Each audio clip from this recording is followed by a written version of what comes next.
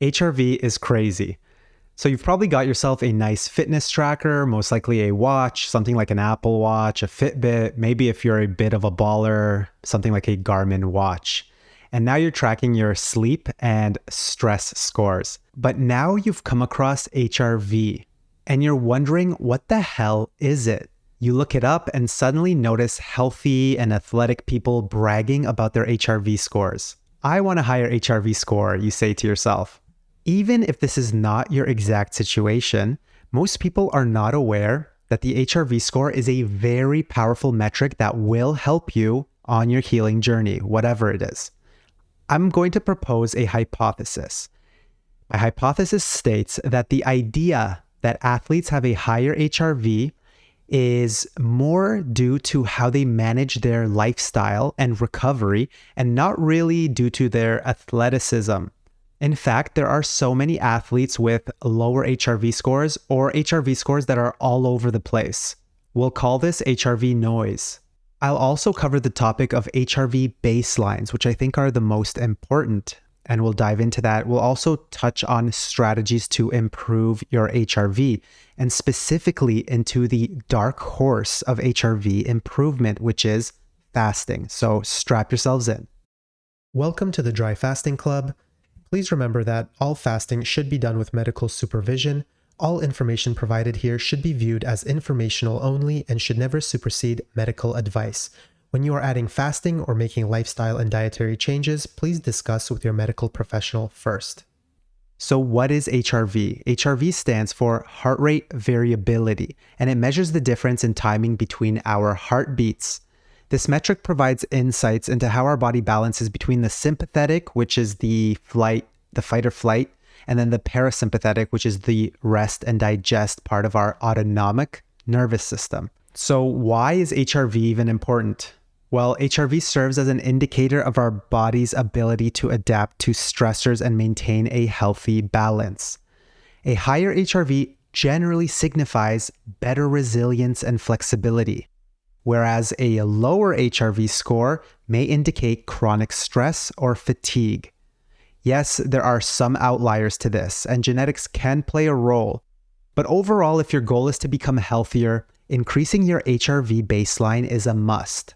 Here are some activities and things that stimulate the nervous system and which specific branch. So we've got the sympathetic branch, which is the stressful one. And we've got things like alcohol, caffeine, stress. Maybe we can throw in something like supplements that increase your glutamate. Then we have the parasympathetic, which is the resting part of your nervous system.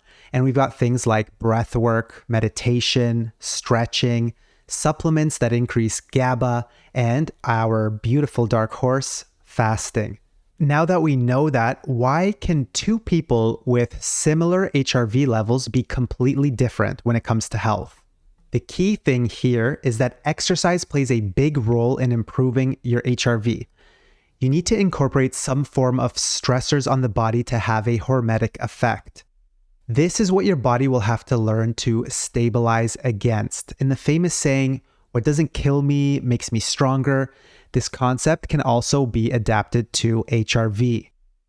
The problem is when the stressors become chronic as opposed to situation specific. It is crucial to strike the right balance between training intensity and recovery to avoid overtraining. This means different balances for different people. If you're suffering from some form of chronic illness that doesn't let you exercise, you're going to need to practice some other strategies first and only bring in exercise very gradually. The metric you'll be looking for here is the HRV baseline that I talked about earlier. And your goal will be to slowly build it up. You'll notice that most fitness trackers give you a band, so something that it falls into, and you don't want your numbers really to go above or below it. Obviously, if it goes above, it's better than if it goes below. And you'll get some type of notification on whatever app you're using, and it'll say something like abnormal HRV levels. Our goal is to move those bands, so the top and bottom, up. Take two people, for example. We've got John and Jack. Both have similar HRVs, but John parties hard on the weekends. His HRV plummets after excessive drugs and alcohol, which he does weekly. Jack, however, works out but takes care not to overtrain or over-party. Jack's HRV baseline band is much more stable and it doesn't really fluctuate. In this situation, we can expect Jack's HRV to be a much more reliable metric of his health. And it's easier to pinpoint key actions taken that move the needle up or down. On a side note, you can expect most people with chronic illnesses to have a pretty low HRV, so treat it like a challenge. Let's increase our HRV at all costs.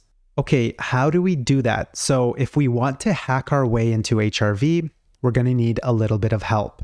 How does fasting come into play for all of this? Fasting suppresses the sympathetic nervous system. This has been shown in various papers. Fasting correlates with ketones, as seen in this study where the sympathetic nervous system suppression occurred in the very low-calorie ketogenic diet group. And then, ketone effects correlate with meditation-induced hormonal changes. In this study, they found similar hormonal changes between people who meditated and those who had higher GABA production. Ketosis enhances the entry of glutamate into synaptosomes, making more glutamate available for conversion to GABA. So think of ketosis as correlated with a calmer mood. And then if we go even deeper, we find a study that finds a specific MOA for it. Beta-hydroxybutyrate, a ketone produced during starvation or diabetes. It suppressed the sympathetic nervous system activity by antagonizing the G-protein coupled receptor 41. That's pretty cool. All of these studies show that fasting helps with suppressing the sympathetic nervous system and allowing our bodies to go into that rest and digest mode. It's kind of obvious if you think about it, but the data backing it up is pretty neat. In fact, check out some of my HRV data from my past fasting attempts. I'm going to put them up right here. You can see how my body enters the 50 plus HRV state. I know that's not crazy, but it's good compared to where I was on my health journey not too long ago. So this one's about 24 to 36 hours. And then this also correlates. And then you can look at this other one here, and that shows that the baseline has stabilized a bit.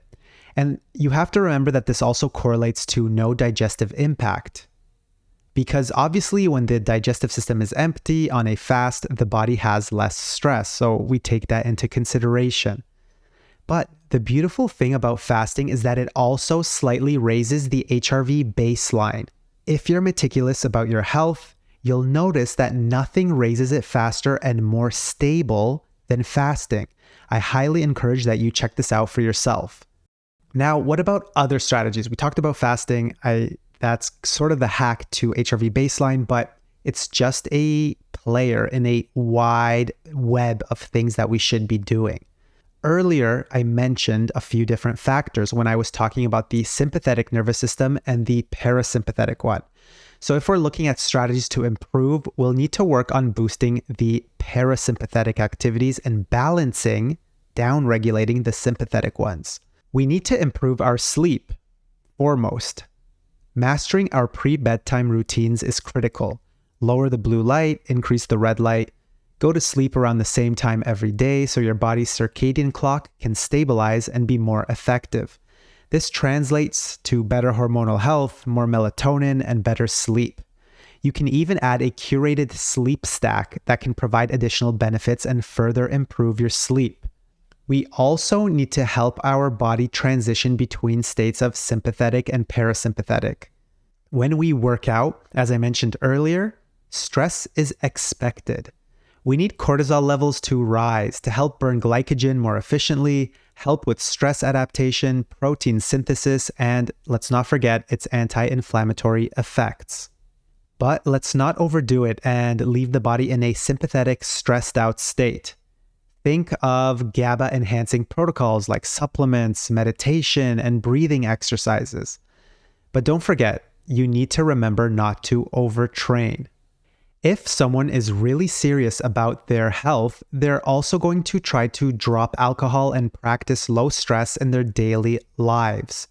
Obviously, it's really nice to have a drink here and there, but we have to understand and go forward with the truth that alcohol is an HRV killer.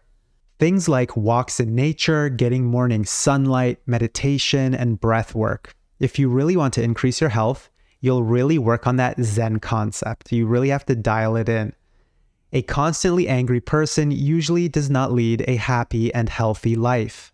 Well, that about wraps it up for this discussion. HRV may seem like a metric that doesn't provide much value at first glance, but I truly believe that it is one of the most important metrics for improving your body's health, and with it, stress resilience. Of course, when optimizing HRV, you will come across a lot of other health metrics, and you're going to start to notice a lot of correlation between cortisol, stress, and metabolism. But that's for another discussion. I hope you get to start tracking your HRV levels with more rigor, and I wish you the best of luck on your healing journey. Thanks for sticking around. If you've dry fasted before, have any questions or requests for future topics, please leave them in the comments below. I always check the comments for inspiration and ideas. If you're looking for a chat or to set up your dry fasting plan, check out the dryfastingclub.com website and subscribe. You should also check out the Discord community where you can meet other new and experienced dry fasters. Remember, no two people are the same, so every fasting experience is unique. Thank you and good luck on your dry fasting journey.